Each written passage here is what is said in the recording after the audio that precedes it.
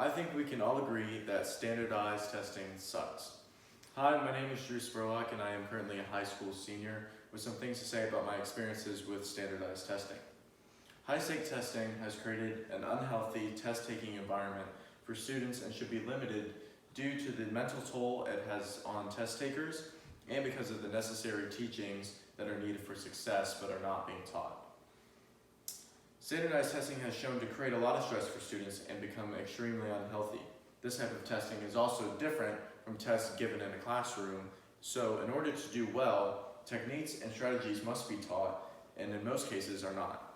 These sorts of tests also are not an accurate representation of a student's full capabilities of school. As I said before, I'm a high school student, or I'm a high school senior, and I have done all sorts of high-stake tests, and I've completed the SAT and completed the ACT 3 times. Throughout my high school career, I have had to take many AP exams as well. These sorts of tests also might not be an accurate representation of a teacher's capabilities either. When the time comes around for standardized testing to take place, stress levels of students skyrocket, which can become unhealthy. According to Christina Simpson from Harvard Graduate School of Education, a school nurse and former board member of the National Association of School Nurses, shared that she had witnessed an increase in anxiety-related complaints in connection with the increased emphasis on standardized testing. Health consequences associated with standardized testing were cited as including stomach aches, vomiting, headaches, sleep problems, depression, attendance problems, and acting out.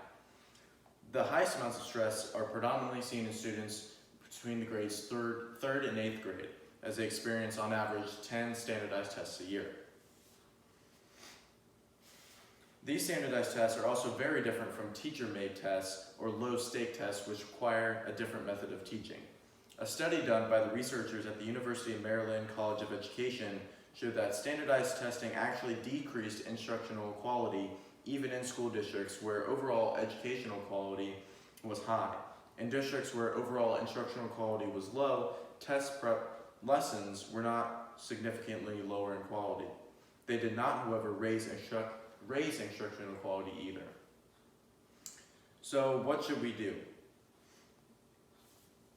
Because of the unhealthy stress levels in students and because of the negative effect standardized testing has on teaching, standardized tests should be limited to at least 2 a year. This amount of testing allows schools to gather information on the teaching level of educators and will lower the overall stress put onto students.